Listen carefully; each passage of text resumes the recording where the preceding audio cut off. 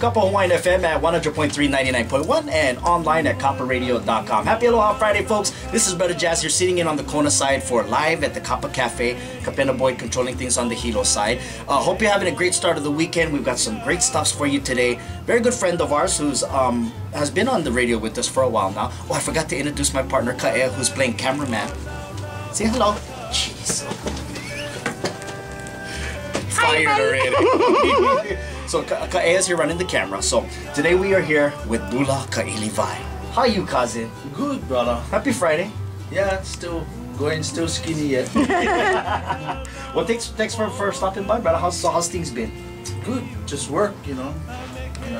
Music slowed down a lot, so just work, for the state and stuff, and take care of my son, take care of my nephew, and make sure everything stays in the family with music and stuff. So there you go. As best as can. Speaking of which, you have your very talented nephew here. Introduce. Yeah, this is Kamoli Kailiwai. Falsetto champion of last year or year before? 09. I've got to work with brother in the studio already. Talented. You must take after one of Bula's other relatives. The Mara. Just kidding, love you both. Now, Bula, of course, you've been jamming for many of years here in Kona. Yeah. So let's talk music a little bit. You just said that music has kind of slowed down over here. Yeah. And what do you think it is? The economy or? Yeah, the economy. What's for me is not the recession, but the burning of CDs.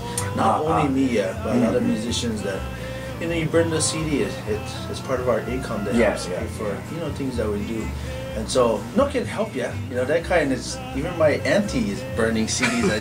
And I cannot scold auntie because it's my auntie, but just try to share. It's like a lot of artists out there, especially Hawaiian artists, contemporary, whatever reggae, you're trying to make a living off of the albums that sold, but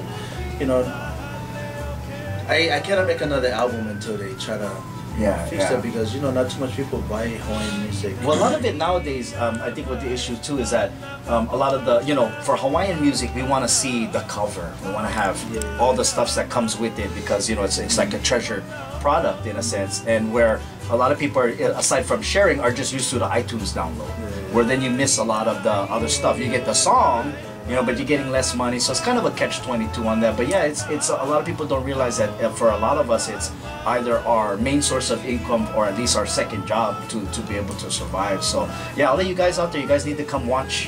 When get performances, come watch, and when get CDs, buy them and they'll burn them. Yeah, I would, like... Auntie, you listening?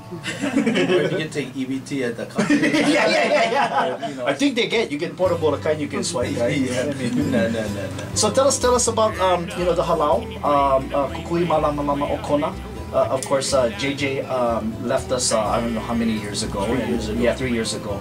And but things still been going, Yeah, with the kids. We just started a ladies class in January, so that's good. They've been bugging me for 3 years. But I wasn't ready, because I just was kind of like not thrown into it, but my responsibility, my responsibility was just take your place already. And so I just wanted to start with the kids and go, for me, backtrack and make sure, as a teacher, that I can set a solid foundation like how JJ did for the students. Is it hard to meet that balance of kumu as well as trying to get your music out? Not really. They both kind of work hand in hand. Yeah, together. You cannot, if you give a foundation to both of them, or one, you can utilize it for the other one, music-wise. And so that's another reason why I went kind of backed up for music, because of teaching hula and stuff like that. I don't know everything, so I kind of had to back up and just check where I was at and then go forward and learn from there.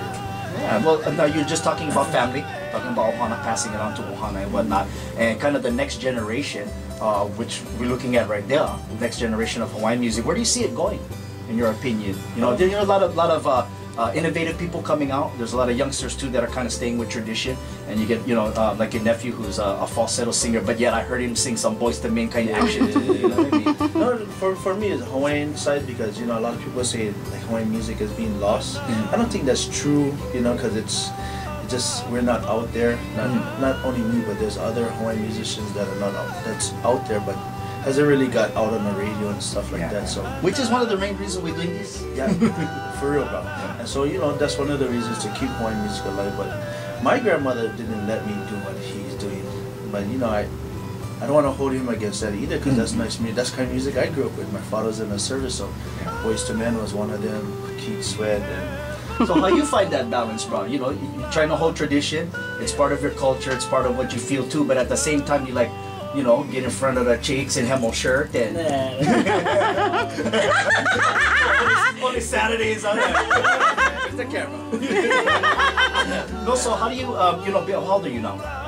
16. How at 16 years old, most kids, unless they've been involved with the halal many years or whatnot, at 16, most of the time your focus isn't on Hawaiian music. And how's it stayed with you growing up, and how's it at your age still, hungry to do the falsetto aside from doing the contemporary stuff? stuff? I think it's because I've always been around it, and I'm still around it. And then I started going into it and wanted to do it because I see my uncle doing it. So I like try that, so I can try them out. I sing, and I get used to it, and that's what I love to do now. So nice. I get to feel that. Yeah, I got to work with your nephew in the studio, as a matter of fact, and it was the first time I heard him sing, and I was like, oh, Kapa's talented. Yeah, I met her too, as a matter of fact. Yeah. So we're gonna jam a little bit. We want to hear you, of course. Tell us about your particular style. There's many people that have a certain style to them as far as how they play. A lot of guys are more of the kind of just like almost talk story kind sing, and some that really have to. How would you describe your style?